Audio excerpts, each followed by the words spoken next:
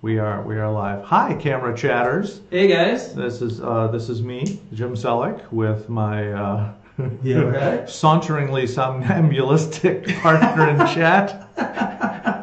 It's his fault. He used the word somnambulist or whatever. Anyway, sauntering. Right. Let's just give you a little bit of time. There he is. Hey, hi guys. I got here. I need a haircut. You're looking at the monitor again. Well, I can't because I have a different screen. Okay. All right, very good. Well, welcome to Camera Chat. We are here for show number 4 of 2020, where we will be talking, as always, about having fun taking better pictures. We have a topic today, which will be that mysterious mode dial, which you may have on top of your camera, especially if you have a DSLR or a mirrorless camera.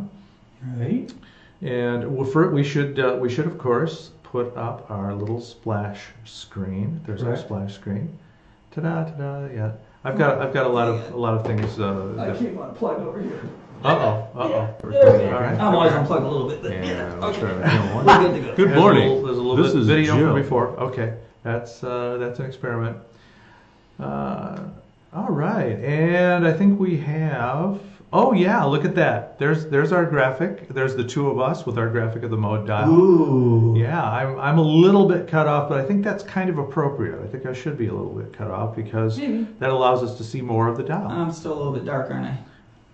It's okay, Tom. It's the hat. It's okay. It is the hat. We have a little problem with Tom and the hat, and we're going to work it out. We're going to get some more lights and fun. Yeah. We also have we have something new today. We have I believe a cover cam. Yes. Oh, look at that! Both of Whoa, us. hey! Now we are. Now that wasn't too bad. Look at that. We are a little bit dark on the cover cam, so I can work on getting that. It's like we don't have any lights, right? Yeah. Well, hey, It's all good. Why should we have access to photographic equipment, huh? Yeah, right. Okay. Go figure. So Tom, why don't you tell us a little bit about the mysterious mode dial? The mode dial. Yeah, it's like So I guess our episode could be called "Make Sense of the Shooting Mode Dial," if it does make any sense or not. So the mysterious mode dial, which most you'll have on top of the camera, it's the one that says guide, auto. It's got pictures of little, like a lady in a hat, and a landscape mode of like mountains, and a little boy, and someone running in close-up mode of the flower and all this stuff. So the starting point, I say, on the mode dial would be the auto mode, right? The green. It usually says auto or green, or it's a green P in Canon most of the time. Let me go to a different screen here, see if I can get a little better dealio, schmealio. Let's see what I got here. This one, okay, what do we got here? Same thing. So the auto mode, right, it's just full auto. I call it green for grandma. Nothing against any grandmas out there. Green for grandma? Green for grandma. And it just means I can hand this camera to anybody and say, take my picture. And it's going to come out pretty good, if not real good. The flash will pop up, all the settings go to automatic settings, and it just kind of basically turns the camera to an automatic point and shoot, on your DSLR. It kind of keeps it simple, Sure. So that's the green mode, and it's great if I'm going to go someplace and say, I don't really want to mess around with having to worry about my exposures and whatnot. So it does a good job, right? So then we've got another mode which is called P mode, and that's on the same dial, and it will be. Let me find this real quick. Right there. Yes. So I'm just looking at my little graphics on my screen. So the P mode. It will be bracketed. It'll be like a P, an S, an A, and an M. And if you go, you can see it on the graphic there. So P is for program, right? Not for professional. Not for professional. No. Yeah, I wish it was. But it's not for grandma either. Right, because you can mess things up there. Not very easy, but the flash won't pop up, and it will let you do some adjustments to the camera, like adjust ISO and things like that, right? So it gives you some control, but it still keeps it in a very. It limits you to what you can do, so you don't screw it up, So on most cameras, because I haven't encountered this, I haven't been using program mode. on mine, but does that imply auto ISO as well on most SLRs? Yes, and you can override that, but yes, it will do an auto ISO, right? Yeah. That's something we can talk about another time when we get a little bit more advanced into it. We seem to be kind of split, not you and I, but people I run into. I generally like to use all manual ISO. Right. But I have friends that are very good shooters that like to use auto ISO too. Right. So. And with the new, ISO back in the film days, 100 and 200 and 400 and then 800, and then 1600, right? And they look pretty grainy. Right. They could, right? Right. So with digital now, ISO is actually, the noise we get, like 800's the new 100. I mean, this just looks really, really good. Yes. And like my Nikon or Nikon, as we were discussing earlier, or Nikon, yeah, will go up to 250,000 ISO. We both like Nikon. We really do. Yeah, but I like any camera. If it works, right? That's right. And that doesn't matter. I mean, they're all fun. And so like the ISOs, you can go higher and higher. So auto ISO can be your friend. We should kind of explain, rather than throwing around the acronym, I mean, we should explain that ISO is the sensitivity to light of the sensor, and it's kind of an electronic game. They're sort of imitating, because the film, literally the ASA or ISO of the films in the old days, it literally was the density of the chemicals on the emulsion of the camera. How sensitive it was to light. And so I used to shoot ISO 64 a long time ago when I wanted to get really super, super sharp. And that would have been Actachrome, probably. Yeah. Well, it was. Slide chrome, right. Beautiful stuff, right? But yeah, so let's not get all hooked up on the ISO thing, right? And so back to the mode dial, then you have S, which would be which is shutter priority, and we'll get into that. That's the speed, how fast the camera's going to capture the image, right? Freeze time in a sense. And then you have A, which is aperture priority, not auto. Oh. A. Oh, hang on, just a second. Hello? It's Tom. Wait a minute. Oh, it says it is a telemarketer. Okay. First of all, we're going to take that. No, I think I already know about the the carpet cleaning services and your insurance is probably needed. The auto warranty thing. I get about 10 a day. Yeah, me too. The volume is down to nothing now, so forget that. Give me the ring down. Right. You can call all you want now. You're not going to reach me. Right. It's like how rude! High tech problem. Didn't that guy know I'm doing camera chat right now? No, but you could totally. I'm doing camera chat now. Hey, by the way, we are live, of course, at this moment, unless you're watching this, 6 weeks from now. But if you happen to catch us, we are monitoring on a phone. So we should be able to see any comments you have, any likes or loves or whatever or angry or angry. Yeah. Anything, so, but most importantly, if you have a comment where you have a question, or if you want us to slow down or not be so boring, there are certain things we won't do. We won't go there. But feel free to give us a comment, and we will try to address it right here in real time. In real time, yes, exactly. Back to the mode dial. So what we talked about? We talked about program. Hey, I just got that telemarketer calling me, but I haven't.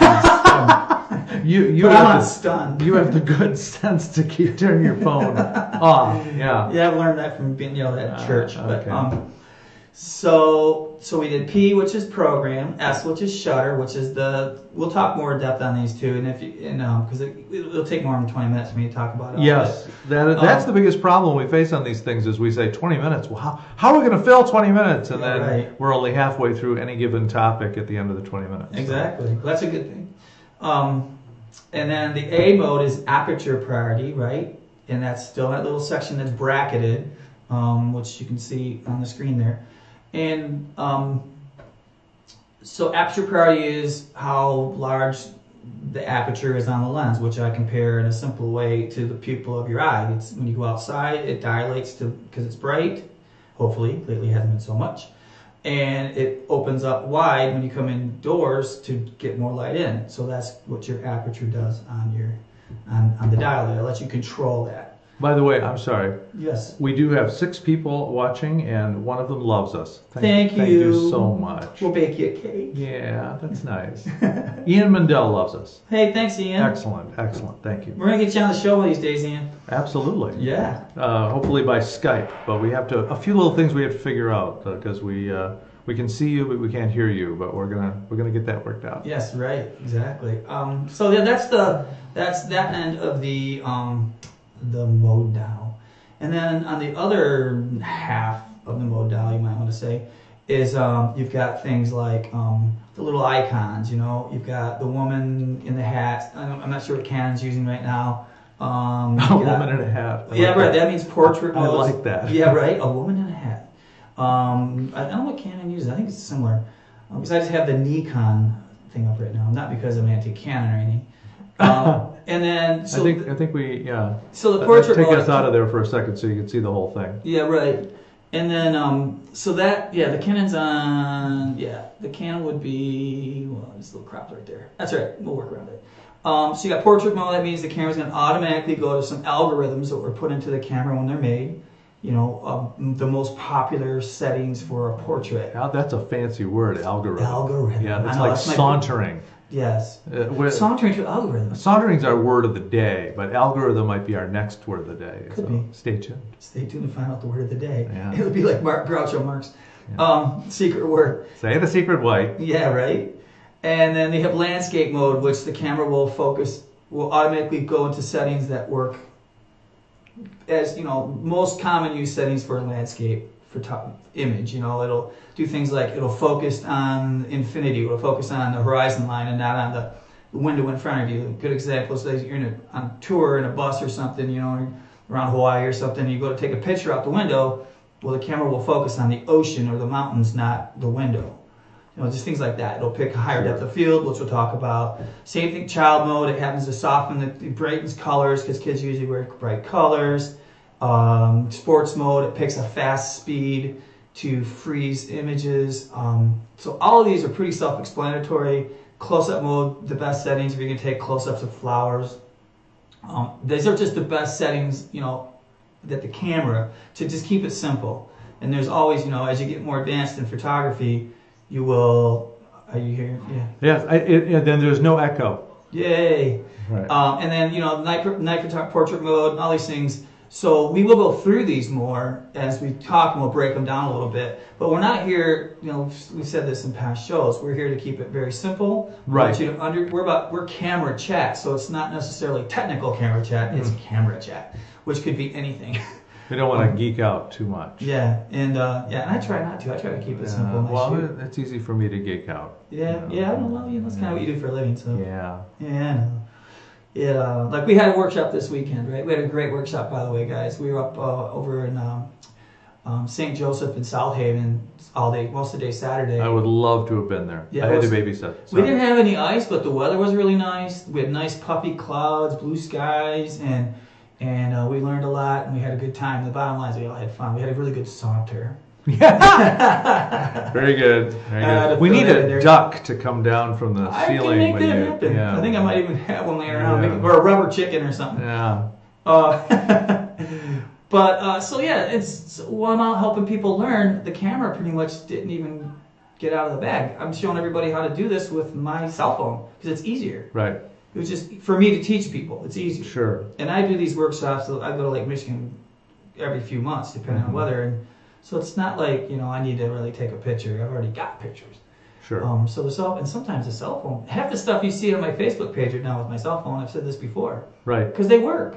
Right. And we'll go through some of that too, maybe down the road. A little bit of cell phone shooting and editing and everything, right? Yeah. Your phone. Sure. Oh, it's so much fun. You can sit there while you're waiting for your dinner or your lunch and have 3 images up on Facebook that just look super cool by just pushing a couple buttons, you know. And there's a lot of pros I know that do the same thing. It's like these guys are, you know, renowned around the whole world as WordScout guys, and they're the same thing. It's like, you know, but I'm gonna go shoot. I shoot by. I try to go out and shoot a good shooting friend or buddy or whoever, and go out and shoot. You know, really take it in and really get technical, if you want to call it.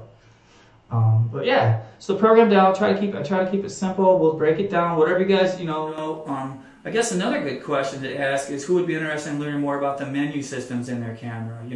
How do I do this? How do I do that? How do I bracket? What is bracketing? Right. So much stuff. What is bracketing is a good one. But that's and bracketing is not necessarily HDR. Bracketing is a whole different thing. Okay. And we can talk about any of that. And your questions in the feed would help us a lot in having a subject that would help you guys. Sure. And then we'll get into some of the new camera gear that's going to be coming out. If not today, I don't know what time we got. What time we got? We got about 5, I think. 5 minutes. 4 more minutes. 4 minutes. Cool. 3 minutes 48 seconds. It goes fast, doesn't it? Yeah. It does. Yeah. I'm gonna get one. I'm gonna get a big old darkroom timer out of the back and set it for 20 minutes and it's go. Yeah, no, that's probably not a good idea. Okay, you're on. You're on. By the way, it's all you now since you're talking. So yeah, I mean, it's a. And well, no, we actually we did this show last week and the sound messed up. So there were a few things that we covered last week, and one of them was the difference between the S mode for shutter or shutter priority and aperture priority, the A mode. And I like to shoot in A mode, aperture, a lot.